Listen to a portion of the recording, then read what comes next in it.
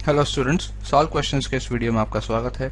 इस वीडियो में हम जीआई कोडिंग एंड डिकोडिंग यानी सामान्य बुद्धि कोडिंग डिकोडिंग के कुछ प्रश्नों को हल करने का सबसे तेज और सबसे सरल तरीका देखेंगे। कोडिंग एंड डिकोडिंग के एसएसटी के एग्जाम्स में आपके पास 3 क्वेश्चंस आते हैं जिनका लेवल इजी होता है और ये बहुत आसानी से सॉल्व हो जाते हैं। तो चलिए देखते हैं कुछ एग्जाम्पल्स। जैसा कि हमारा पहला क्वेश्चन है, यदि बीट जो शब्द है इसका कोड है ये और रस्ट एक शब्द है इसका कोड है ये, तो हम बस को किस कोड में लिखेंगे। हमारे पास पहला शब्द है बीट और दूसरा शब्द है रस्ट। क्वेश्चन में गिवन है बी का कोड है 25, ई का कोड है यहाँ पे 22, ए का कोड है 26 और टी का कोड है 7।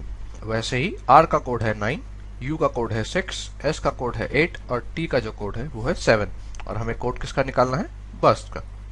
यानी बी का कोड है 25, वो हमें यहाँ से मिलता है। U का कोड हमें यहाँ से मिलता है यानी कि 6। R का कोड हमें यहाँ से मिलता है यानी कि 9। S का कोड हमें यहाँ से मिलता है यानी कि 8 और T का कोड हमें यहाँ से मिलता है यानी कि 7।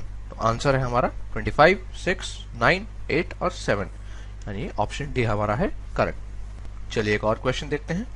एक कूट भाषा में ट्रिपल को SQHOKD लिखा जाता है, तो उसी कूट भाषा में डिस्पोज को कैसे लिखा जाएगा।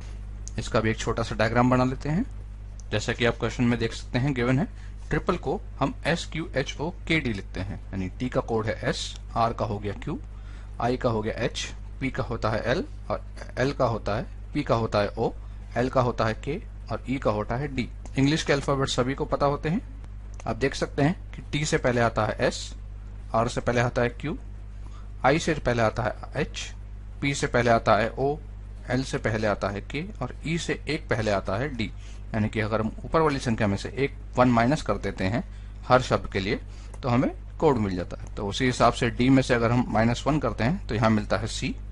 आप ऑप्शंस में देख सकते हैं C जो है सिर्फ एक ही ऑप्शन में है, सबसे पहले है वो है ऑप्शन A, तो बाकी हमें चेक करने की जरूरत ही नहीं है, तो ऑप्शन ए हो जाता है हमारा करेक्ट। चलिए एक और क्वेश्चन देखते हैं।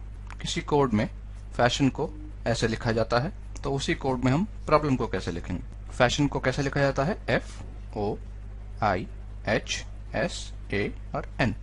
आप देख सकते हैं पहला अक्षर यहाँ सेम है और आखिरी अक्षर भी यहाँ सेम है, यानी कि P का यहाँ पे P सेम आता है और M का यहाँ M सेम आता है। ऑप्शन में P और M पहले और आखिरी में सिर्फ ऑप्शन B और ऑप्शन C में है, यानी कि इन्हें हमें देखने की जरूरत ही नहीं है।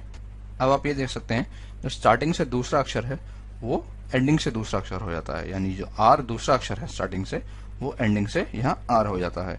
M से एक पहले आता है R और ऑप्शन में हमारे पास सिर्फ ऑप्शन B है जिसमें M से पहले आता है R, तो हमारा B हो जाता है आंसर करेक्ट। देखा आपने, कोडिंग एंड डिकोडिंग के क्वेश्चंस बहुत ही ईजी होते हैं। आप जितने ज्यादा क्वेश्चन सॉल्व करेंगे, जितने ज्यादा ही आप एग्जाम्पल्स देखेंगे, आपकी स्पीड उतनी अच्छी होगी और आपको उतने ही केसेस पता चलेंगे। हमारे साथ जुड़े रहिए, सफलता जरूर मिलेगी। Good luck.